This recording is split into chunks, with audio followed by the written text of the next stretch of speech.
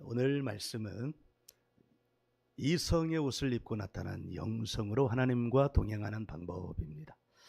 오늘 이 말씀이 저와 여러분에게 이루어지기를 예수님의 이름으로 축복합니다.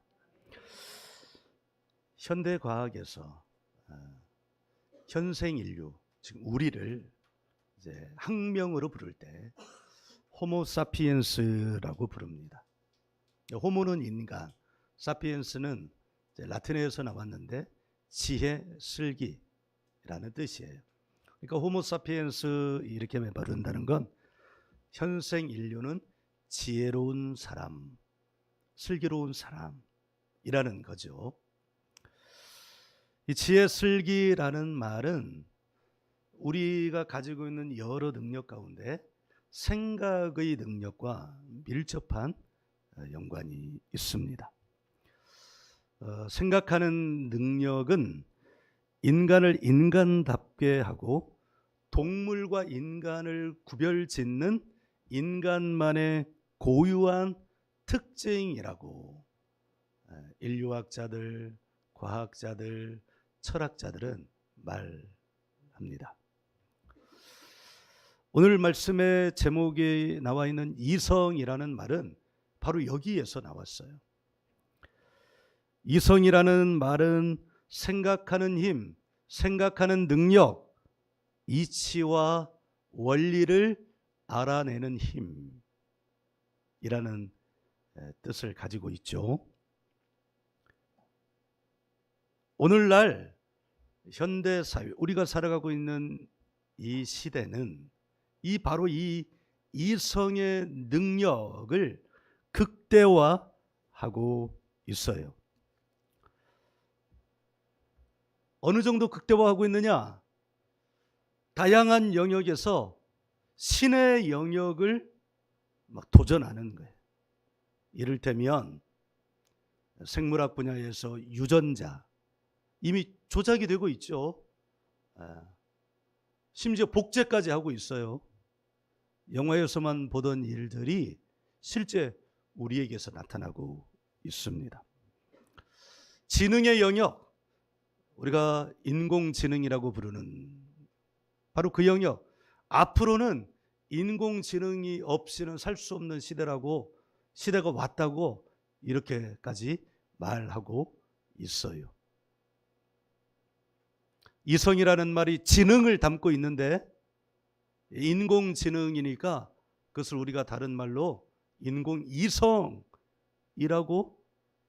좀 오버해서 말할 수 있는 시대를 우리가 살고 있다는 거예요. 인간만의 고유한 특징이 이제 인간만의 고유한 특징이 아니게 될 수 있는 시대를 살고 있다는 거예요. 좀 더 오버하면 이런 인공지능을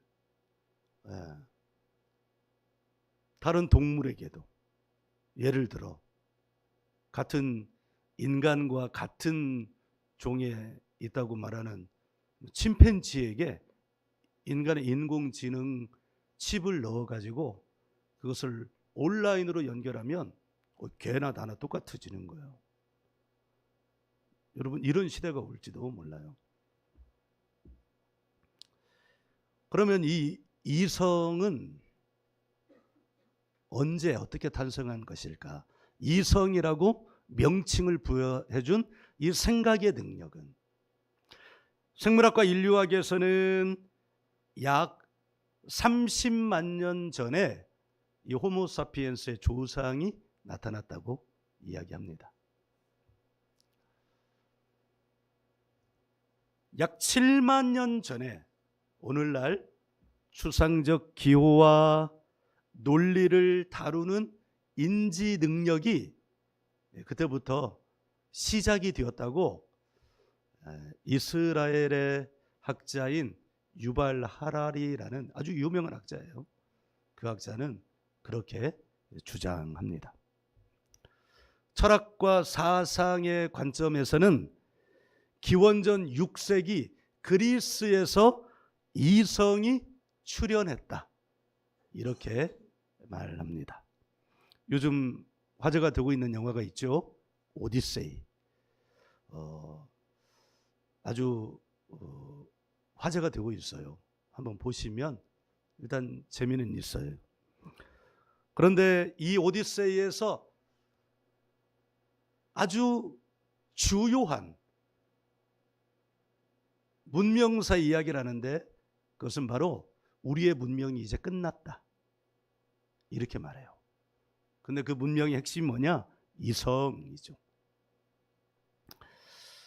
그렇다면 그 이성이라고 붙여준 현대에서 말하는 이성은 언제 출현했느냐? 17세기. 여러분 아시는 데카르트. 나는 생각한다, 고로 나는 존재한다. 그 데카르트, 임마누엘 칸트 같은 철학자들이 오늘날 우리가 말하는 이성에 대한 입장을 정확하게 정리를 했어요.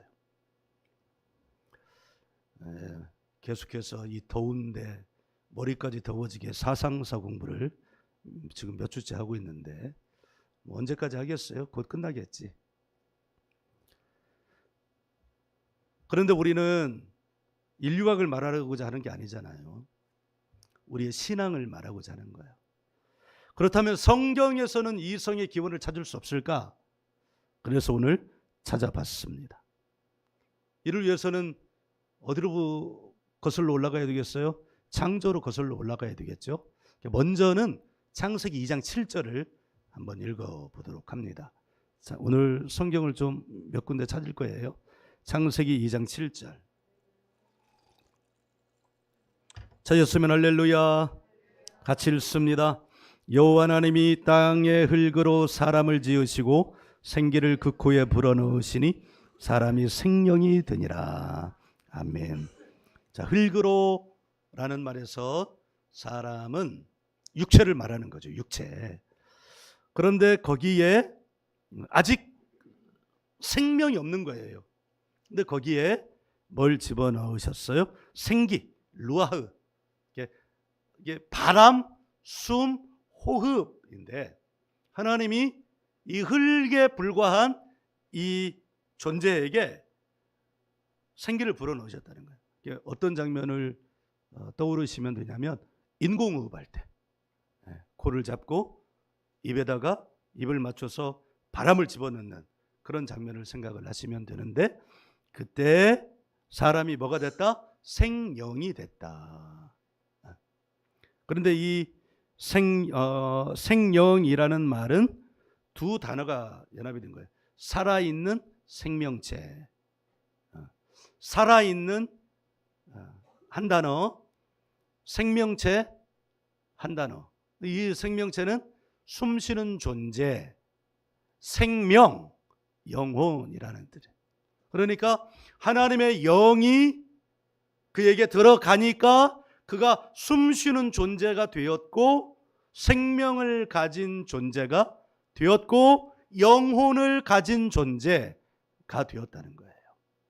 이게 창세기 2장 7절에서 말하는 인간의 기원입니다. 그런데 이 인간, 창세기 2장 7절에 인간의 모델이 있어요. 그 모델이 창세기 1장 26절 27절인데 먼저 26절을 먼저 한번 읽어보겠습니다. 26절 시작.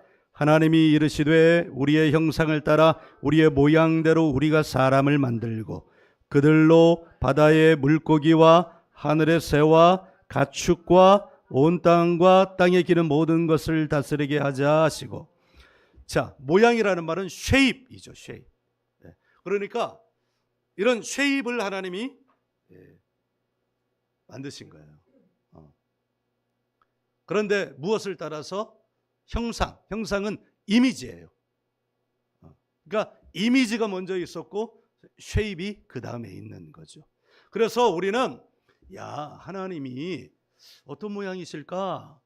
이렇게 생각할 때 어떤 모양을 생각하시면 되냐면 영이시지만 우리가 영으로 하나님을 만날 때 하나님은 우리에게 어떻게 나타나실까? 이 쉐입을 생각하면 돼요. 이 모양, 저를 보셔요. 이 모양을 생각을 하시면 돼요. 이어서 창세기 1장 27절 이어지는 같이 읽어요. 하나님이 자기 형상 곧 하나님의 형상대로 사람을 창조하시되 남자와 여자를 창조하시고.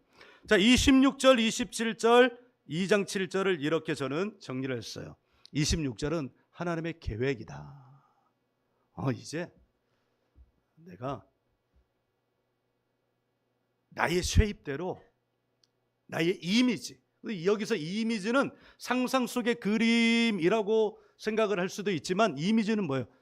여러분이 이제 어디 가서 딱 김종균 하면 실제는 안 보이지만 그의 이미지가 그려지잖아요. 그러니까 하나님의 형상이라고 말할 때는 하나님의 속성을 비롯한 그 하나님의 이미지라는 거예요. 그러니까 하나님의 실체라는 거예요. 그럼 아시겠죠? 그 실체를 이 쉐입에 담아 놓으신 거예요.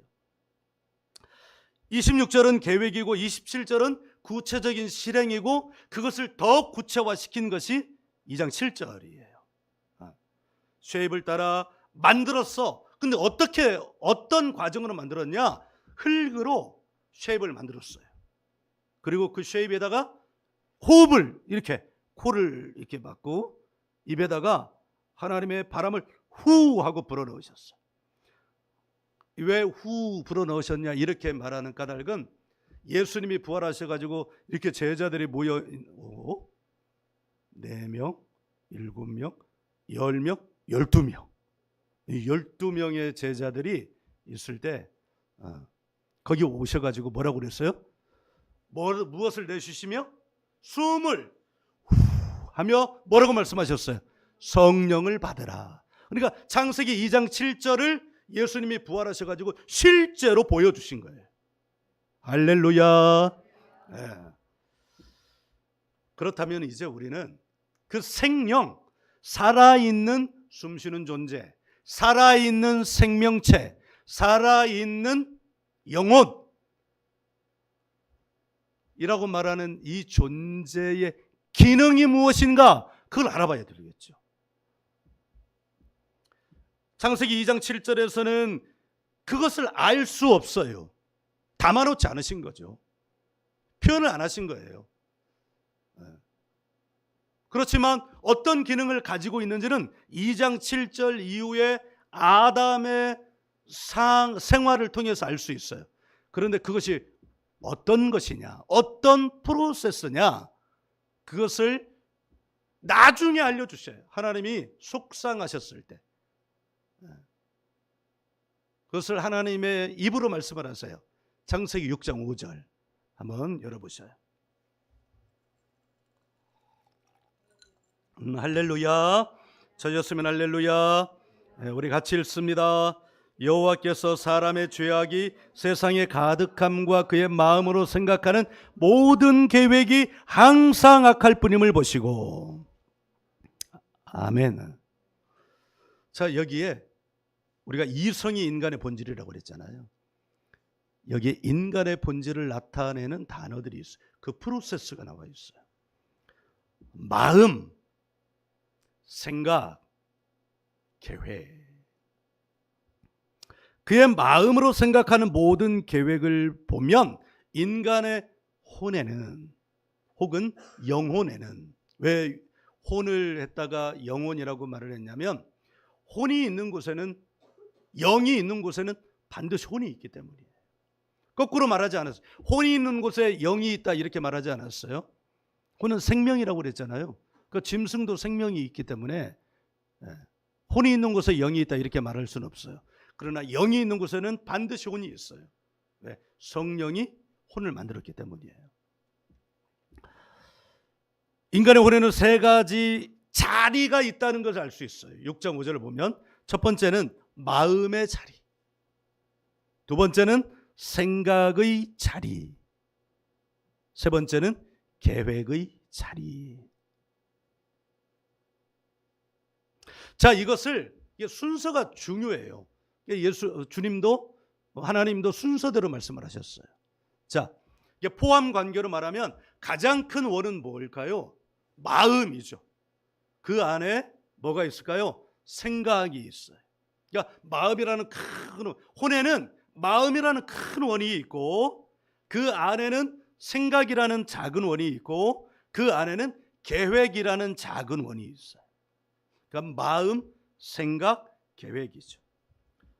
이것을 원인과 결과의 관계로 다시 정리하면 마음의 결과가 생각이고 생각의 결과가 계획이에요.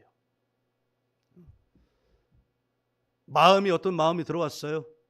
그러면 여러분 그것을 생각해요. 일하는 거죠. 그러니까 생각은 일하는 거예요. 마음은 들어오는 관문이고 생각은 일하는 거예요. 그 생각의 일의 결과로 뭐가 나오냐? 아, 어떤 것을 해야 되겠다. 계획이 나오는 거예요. 그리고 그 계획이 세워지면 그것이 이제 어디로 나가는 거예요? 몸으로 나가는 거예요. 그런데 제가 보니까 이 마음이 중요한 것 같아요. 어떤 마음이 들어왔을 때 그것을 그냥 흘려보내 버리면 그건 이제 그냥 흘러가 버리는 거예요.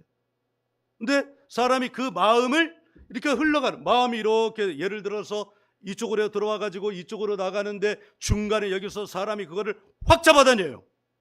그럼 마음을 붙잡은 거예요. 마음을 붙잡으면 그때부터는 오토매틱, 자동적으로 생각이라는 프로세스를 통해서 일하기 시작하는 거예요. 그리고 생각이라는 프로세스를 통과하고 나면 반드시 계획이 생기고 계획이 생기면 일하는 거죠. 그러니까 정말 중요한 게 뭐냐?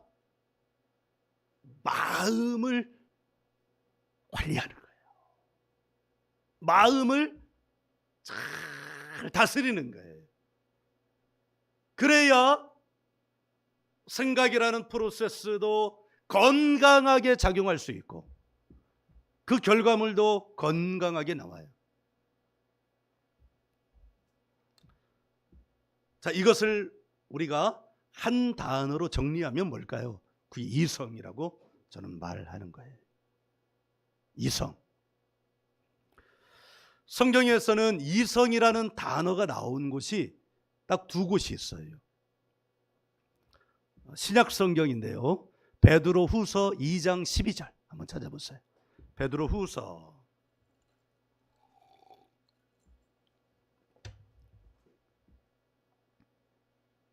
2장 12절 먼저 찾아서 읽을게요. 찾으셨으면 할렐루야. 같이 읽어요. 그러나 이 사람들은 본래 잡혀 죽기 위하여 난 이성 없는 짐승 같아서 그 알지 못하는 것을 비방하고 그들의 멸망 가운데서 멸망을 당하며, 이게 분위기가 지금 예수 믿는 자들을 공격하는 자들에게 하는 말인데 그들은 뭐가 없는 자들이라는 거예요? 이성 없는 자들이라는 거예요. 두 번째는 유다서 1장 10절입니다. 유다서 1장 10절 바로 그 뒤에 있을 거예요. 유다서 1장 10절 같이 읽어요. 찾았으면 할렐루야. 네, 같이 읽어요. 시작. 이 사람들은 무엇이든지 그 알지 못하는 것을 비방하는도다. 또 그들은 이성 없는 짐승같이 본능으로 하는 그것으로 멸망하느니라. 아멘.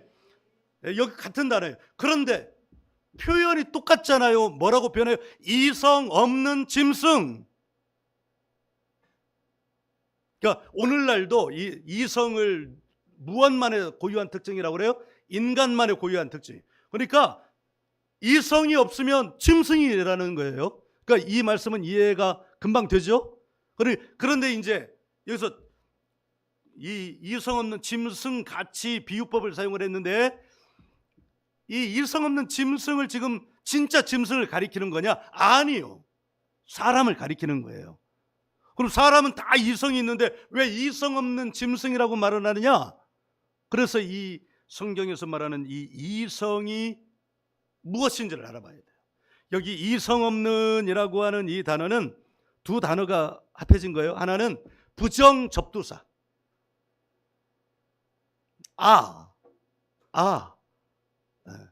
그 다음에 로고스라는 단어. 그래서 합해서 읽을 때는 알로고스 이렇게 말해요. 로고스. 이 로고스라는 말은 말, 이성, 정신이라는 기본 뜻을 가지고 있어요. 그러니까 이성 없는 이렇게 말할 때는 말이 없는, 정신 없는, 이성 없는. 그러니까 여기서 번역할 때는 맨 뒤에 이성을 가지고 알로고스를 이성 없는 이렇게 번역을 한 것인데, 그런데 이 로고스라는 말이 성경에서 너무 중요해요. 헬라 시대에도 이 로고스라는 말은 철학적으로 너무 중요했어요. 인간을 특징 짓는 단어였어요. 그런데 성경은 이 로고스라는 것을 정말 중요하게 여겼는데, 이 로고스가 주요하게 이 로고스라는 단어를 너무 잘 사용한 분은 사도 요한이에요. 요한복음 1장을 한번 펴보세요. 드디어 이제 오늘 본문 가까이로 가고 있어요. 요한복음 1장 1절. 자, 읽기 전에 요한복음은 누구를 위하여 썼나? 그 당시에 이단들이 막 생겨나고 있었는데, 그 이단들 가운데 영지주의자가들이 있었어요. 영지주의자들은 영적 지식은 중요하고 육체는 악하다. 그래서 그들은 어떻게까지 나갔냐면, 영적 지식이 중요하니까 그것만 귀하게 여기면 되고 이 몸은 악하니까 함부로 해도 돼.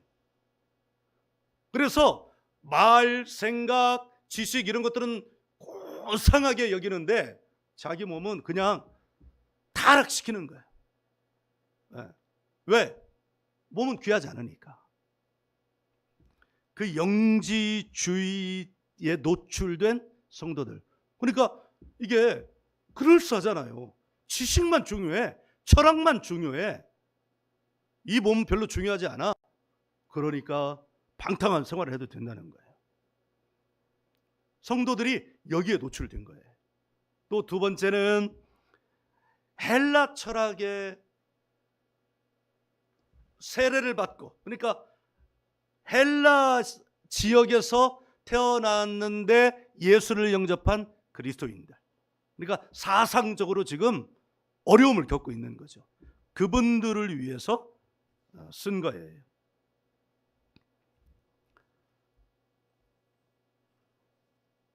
그러면서 요한복음 1장 1절 한번 읽어봐요. 시작.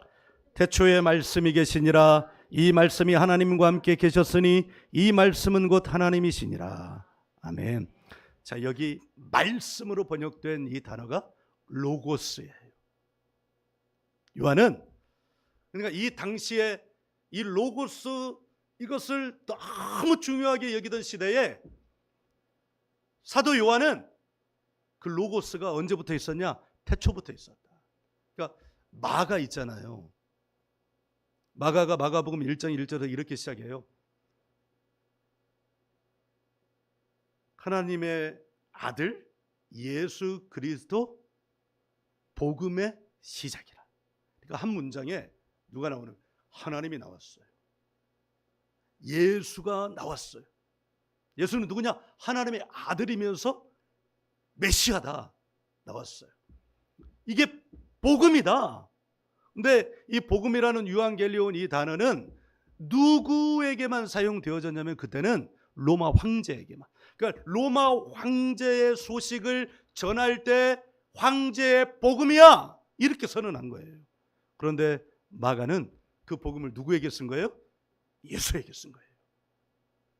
황제라는 거예요. 진짜 황제가 왔다.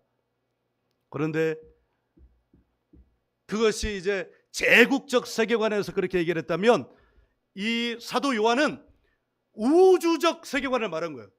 태초에 말씀이 계셨다. 할렐루야. 여러분 웅장하지 않아요? 태초에 하나님이 천지를 창조하시니라. 웅장하잖아요. 네. 마가복음 하나님의 아들 예수 그리스도 복음의 시작이라. 이거는 제국적인 웅장함이잖아요. 근데 사도 요한은 우주적인 웅장함, 창세기 1장과 똑같은 걸 쓴 거예요. 요한 1서는 더 놀라워요. 요한일서 1장 1절은 이렇게 말해. 우리가 말한 복음에 관하여는 우리가 눈으로 본 바요, 손으로 만진 바요, 귀로 어떻게 한 바라? 들은 바라. 그러면 우리는 이 요한복음, 이렇게 웅장하게 시작한 이 말씀을 요한은 자기의 지적 능력으로 썼을까? 아니요. 요한일서 1장 1절을 그는 어떻게 그렇게 썼을까? 우리가 눈으로 보고 손으로 만지고 귀로 들은 바 되었다.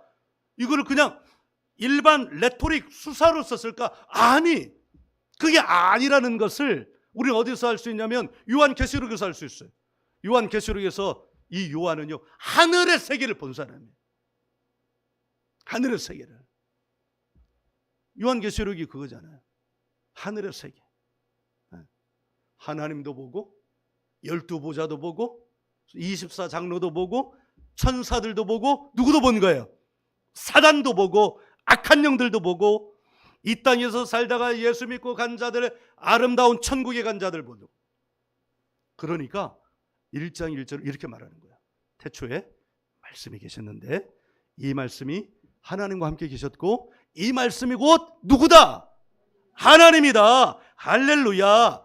보지 않으면 말할 수 없는 거예요. 보지 않으면 말할 수 없는 거예요. 사도 바울도 자기가 고린도후서 12장에서 말하잖아요. 내가 14년 전에 저기 삼층천에 갔다 온 사람을 안다. 진짜 겸손하게 말한 거예요. 그 누구냐? 자기야, 사실은. 그러니까 내가요, 27권 신약 성경 가운데 13권이나 성경으로 인정받을 수밖에 없는 그게 뭘까? 그런데 제가 알게 됐어요. 보고 온 것을 말하는 거야. 우리 속담에도 있잖아요. 백문이 불여일견. 여기 진짜 서울 안 가보고 서울 이 얘기하는 사람들이 막 우기면 질 수밖에 없지만 누가 더 정확한 거예요? 서울 갔다 온 사람이. 그러니까 하나님의 나라에 대해서 누가 갔다 온 사람이. 예수님이 왜 하나님의 아들 하늘에서 내려왔기 때문에 갔다 온 사람이 아는 거예요. 갔다 온 사람이. 요한복음 1장 1절은 그래서 우주적 시작을 말하는 거예요.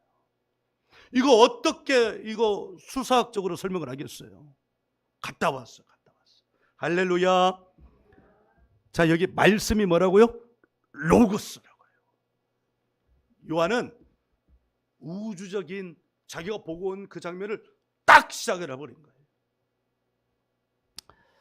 이어서 오늘 말씀 14절, 여기까지 오려고 길게 온 거예요. 14절 읽어요. 시작. 말씀이 육신이 되어 우리 가운데 거하심에 우리가 그의 영광을 보니 아버지의 독생자의 영광이요 은혜와 진리가 충만하더라. 아멘. 그 말씀, 그 로고스가 뭐가 됐다는 거예요? 육신이 됐다는 거예요. 이 요한복음 1장 14절에 대응하는 구약의 말씀은 어디냐? 창세기 2장 7절에 말씀 하나님이 육신이 되어 짠 나타나는 게 누구냐? 2장 7절의 사람이에요. 할렐루야. 네. 그 아담이, 그 첫사람 아담이, 여러분 보실 때 그 에덴 동산을 거닐고 있고 거기서 하나님이 만들어 놓으신 그 짐승들 하나하나를 바라보면서 이름을 지어주고, 이름을 지어줄 때 그게 이름이 지어졌어요. 이름이 지어줄 때 이름이 되었다는 건 뭐냐? 비로소 그가 되었다는 거예요. 여러분이 저를 김종균 목사 이렇게 부를 때 내가 김종균 목사가 되는 거지. 여러분이 저를 보고 어이! 그럼 나는 김종균 목사가 아닌 거예요. 나는 뭐예요? 어이죠. 저기! 그러면 나는 그때 저기가 되는 거예요. 근데 이름을 불렀어. 목사님, 김종균 목사님. 그러면 내가 김종균 목사예요. 아담이 그 일을 한 거예요. 어떻게? 말씀이 육신이 된 자에게 부어지는, 여기 1장 14절 보면 은혜와 영광, 은혜와 진리. 그러니까 첫사람 아담만 보아도 왜? 성령 받고 충만한 이 땅 동시대를 살아가는 사람만 보아도 그 사람, 우리 옛날에 이콘 성화들 보면 뒤에 이렇게 아우라를 그려놓잖아요. 그게 그냥 미술학적으로 그려놓은 게 아니라 말씀이 육신이 되어 성령이 충만한 사람들에 나타나는 빛의 형상이라는 거예요. 그게 그렇게 나타나는 거예요. 그 아담이 이렇게 다닐 때 뭐가 같이 다니는 거예요? 빛이 다니는 거예요. 제가 지난주에 성 안토니 얘기를 했는데요. 여러분, 성 안토니 이야기하기 전에 모세 얘기했잖아요. 하나님을 뵙고 온 모세 내려오니까 그 얼굴이 무엇과 같았더라? 빛과 같았더라. 할렐루야. 이 은혜가 여러분 가운데도 저에게도 있기를 예수님의 이름으로 축복합니다. 꼭 있어요. 그러면 어떻게 해야 돼요? 기도해야 돼요. 근데 기도도 그냥 나 이거 해주세요 저거 해주세요 이게 아니고 어떻게 자기를 어떻게 하는? 깨끗게 하는 기도. 마음이 청결한 자는 복이 있나니 저가 하나님을 볼 것이며, 하나님을 본다는 게 바로 이거인 거예요. 자, 말씀이 육신이 됐어요. 로고스가 육신이 된 거예요. 자, 말씀이 육신이 되었다. 로고스가 육신이 되었다. 로고스를 다른 말로 말하면 영적인 지식이라고 말할 수 있는데, 그 로고스, 그 지식이 육신이 되었으면 그 육신은 존귀한 거예요, 천한 거예요? 함부로 하면 돼요, 안 돼요? 그러니까 영지주의자들이 말이 틀렸다는 거예요.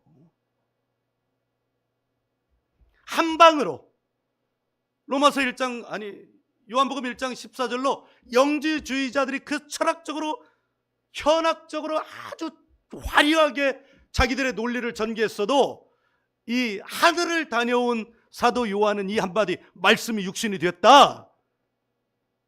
너희들이 그렇게 귀하게 여기는 그 영적 지식이 육신이 되었다. 그러니까 육신을 함부로 하면 되냐 안 되냐? 육신에다가 정말 나쁜 것들을 하면 되냐 안 되냐? 안 된다는 거예요. 말씀은 하나님이시라고. 여기까지 나가기 위해 태초에 말씀이 계시니라, 이 말씀이 하나님과 함께 계셨으니 이 말씀이 곧 하나님이시니라. 말씀이 육신이 되었다는 그 얘기는 말씀을 가진 생명이 되었다는 거예요.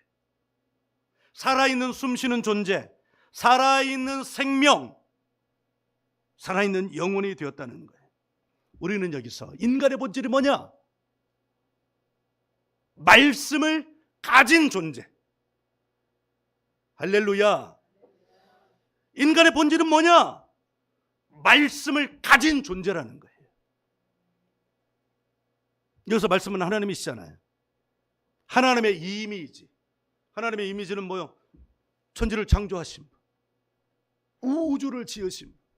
하나님의 지혜는 온 우주에 떠다니고 찬란하고 능력이 있고 어디에나 계시고, 이게 하나님의 이미지란 말이에요. 그러니까 그 말씀이 바로 그 하나님의 이미지예요. 근데 그 말씀이 육신이 됐어요. 누가? 예수님이.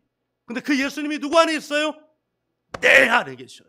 그러니까 나도 뭐가 된 거예요? 말씀을 가진 육신이 된 거예요. 존귀한 존재가 된 거예요. 그러니까 예수를 영접한다는 사실은 온 우주가 자기 안에 들어온다는 거예요. 우주의 시작과 끝이 자기 안에 들어온다는 거예요. 천지를 지으신 하나님, 우주에 찬란하게 빛나는 하나님이 누구 안에 있다는 거예요? 내 안에 있다는 거예요. 그 능력이 하나님의 능력이 누구 안에 있다는 거예요? 내 안에 있다는 거예요. 이게 인간의 본질이요, 하나님의 일하심의 프로세스도 그러면 어디에 있다는 거예요? 우리 안에 있다는 거예요.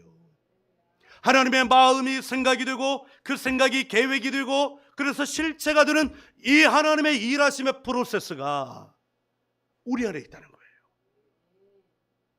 자, 그런데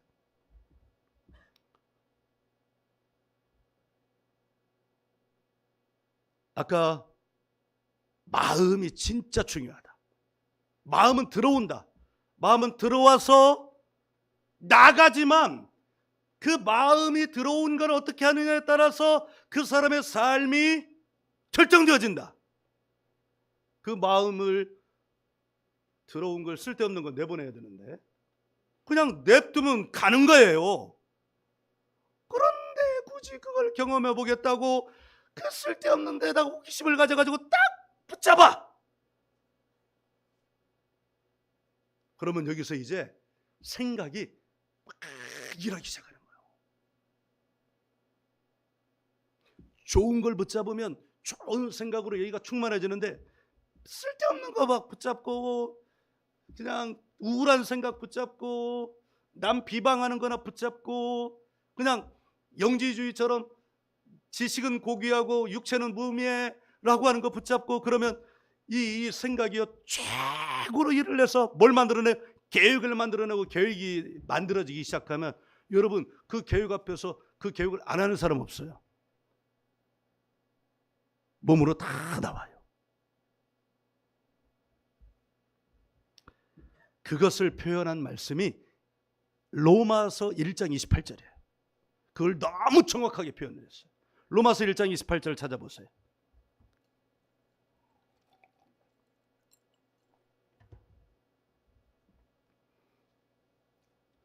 로마서 1장 28절을 찾으셨으면 할렐루야.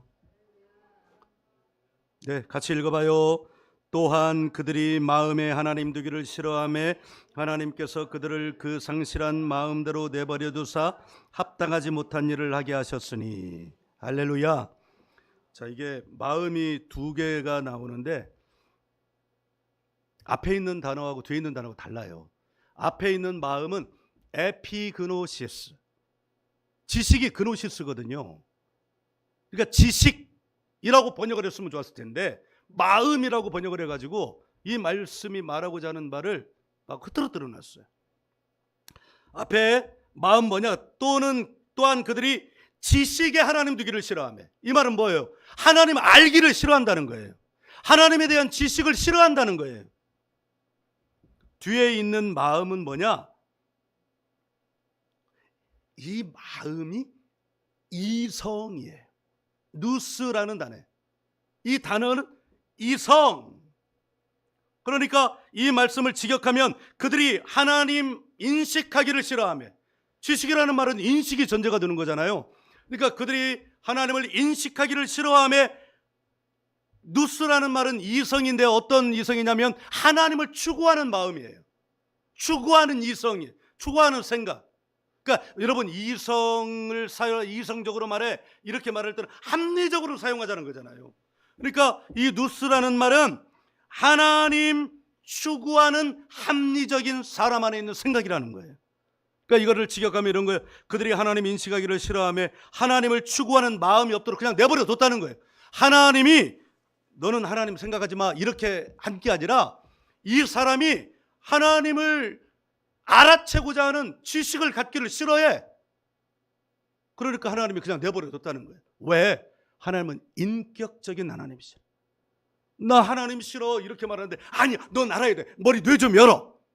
내 하나님 안에 지식을 넣어줄게. 이렇게 강제하시는 하나님이 아니라 하나님은 인격적인 하나님이셔서 그가 하나님 생각 이렇게 들어올 때 그를 보내지 않고 마음을 열어서 이렇게 딱 끄집어내면 여기서 이제 생각이라는 이성을 통해서 누스를 사용해 가지고 어떤 일을 하냐면 하나님을 추구하는 마음을 막 일어난다는 거예요. 그런데 28절에 그것을 하지 않는 사람은 하나님이 그 이성을 그냥 내버려 뒀다는 거예요.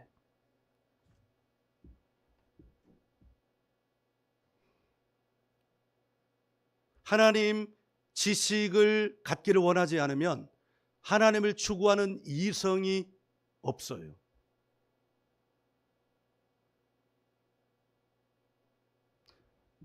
베드로후서 2장 12절, 유다서 1장 10절에서는 그 사람들을 뭐라고 말하면 이성 없는 뭐 같아서?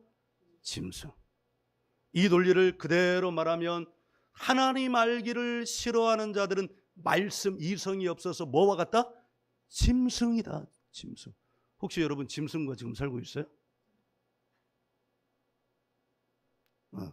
혹시 여러분은 짐승 아니세요? 인류학적으로야 사람의 지식을 가지고 있는 사람을 이성적 존재라고 말하지만 하나님은 성경에서, 그러니까 이 이야기를 이렇게 이야기를 할 수 있는 건 보고 왔기 때문이야. 하나님의 세계를 보고 왔어. 성경은 하나님의 세계를 말하는 거지 이 세계를 말하는 게 아니에요. 여러분, 하나님이 실존하시다는 것을 인정하고 믿으세요? 그러면 성경이 하나님의 세계를 말한다는 것을 여러분 인정하고 믿으세요? 그러면 그 세계의 삶의 방식으로 살아야 하죠. 그게 뭐예요? 그게 영성인 거예요. 이성의 옷을 입고 영성이 온 거예요. 하나님을 다른 말로 영성이에요. 영성. 예수님이 뭐야? 영성이야. 성령님이 뭐야? 영성이에요. 그런데 이 세상에 나타날 때는 어떤 옷을 입고 나왔어요? 이성의 옷을 입고 나왔어요. 성경에 영성이라는 말은 없지만 영이라는 말은 많이 나오는데 대표적인 말씀이 요한복음 6장 63절이에요. 요한복음 6장 63절 같이요.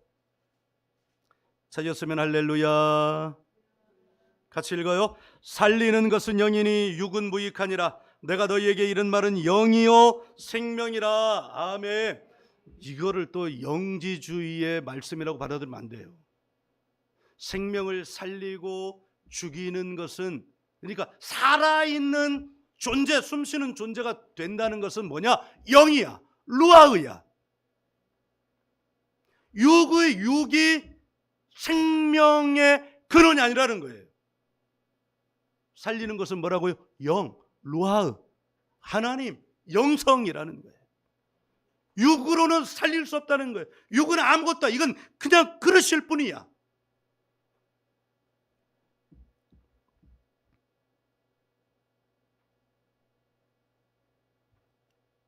예수님의 말씀이 영이에요. 그 말씀이 영성이에요. 근데 그 영성을 다 활발하게 만드는 게 뭐냐? 이성이에요. 정리하자면 이렇습니다. 이성을 사용해서, 즉 누스를 사용해서 하나님을 추구하고, 하나님을 추구하면 또 뭐가 개발이 돼요? 이성이 개발이 되는 거예요. 누스가 개발이 되는 거예요. 그러니까 누스로 하나님을 추구하는 마음으로 하나님을 추구하면 뭐가 개발이 되겠어요? 영성이 더 활발화되는 거죠. 그리고 그 하나님의 말씀, 그 예수님, 그 성령님으로 누스를 사용하면 이성이 더 개발이 되는 거예요. 이성을 사용하여 영성이 활성화되고, 영성이 활성화되면 뭐가 또 개발이 된다? 이성이 개발이 된다. 그러니까 이성으로 영성을, 영성으로 이성을. 그러니까 우리가 이성이 뭔지를 알아야 돼요. 이성으로 영성을, 영성으로 이성을 이렇게 하면 하나님이 뭘 부어주시냐? 지혜와 총명을 부어주신다. 모략과 재능을 부어주신다. 그러니까 삶이 부유해지고, 그래서 지식과 하나님을 경외하는 영이 다 풍성해져서 삶이 선순환된다. 할렐루야. 이 길 위에 우리 더 리전 처치가 있음을 예수님의 이름으로 축복합니다. 그래서 하나님이 사람을 이성적 존재로 말했어요. 인류학, 생물학, 진화론적 입장에서 말하는 이성이 참 이성이 아니라 하나님의 세계를 다녀온 사람들이 말하는 그 이성이 우리의 삶을 더 복되게 하는 참 이성이라는 것을 여러분 알기를 예수님의 이름으로 축복합니다. 인간의 본질은 뭐냐? 하나님을 추구하는 이성의 활성화에 있고, 하나님을 추구하는 이성의 활성화가 더 활발해지면 활발해질수록 인간의 본질 뭐예요? 인간의 본질, 말씀이, 하나님이 어디 안에 들어온 거예요? 육신 안에 들어온 거예요. 빛나는 존재가 된 거예요. 이 세상을 살아가면서 허덕이는 존재가 아니라 우주적 존재가 된 거예요. 결국 인간의 생애는 이성으로 영성에 가까이 가고 영성으로 더 이성을 활발하게 해서 인간의 본질에 가까이 가는 삶. 할렐루야. 네. 하나님의 이미지가 나타나는 삶. 하나님의 이미지라고 말할 때 이렇게 뭐라고 그랬어요? 김종균 하면 떠오르는 거. 네. 축구선수 박지성 하면 떠오르는 게 있잖아요. 축구 능력의 뛰어남. 네. 여러분은 어떤 예를 들겠어요? 난 축구를 좋아하니까 축구를 예를 드는 건데, 그와 같이 하나님을 하면 떠오르는 것, 능력의 하나님, 치유의 하나님, 창조의 하나님, 전능의 하나님, 할렐루야, 회복의 하나님, 이게 인간의 본질이라는 거예요. 우리의 이성으로 그것을 추구해야 된다는 거예요. 그걸 추구하지 않으면 어떻게 된다는 거예요? 그냥 내버려 둔다는 거예요. 하나님은 강제로 주입하지 않는다는 거예요. 어떻게 해야 돼요? 자기 마음을 열어서 이성, 하나님을 추구하는 뉴스를 확 잡아다녀서 그 이성을 활성화할 때 영성이 충만해지게 된다는 거야. 영성이 충만해지면 또 그 충만한 영성은 반드시 뭘 담고 있냐면 이성을 담고 있어요. 그러니까 하나님을 더 추구하고. 할렐루야. 이 사이클, 인간의 본질의 사이클이 저와 여러분에게 있기를 예수님의 이름으로 축복합니다. 할렐루야.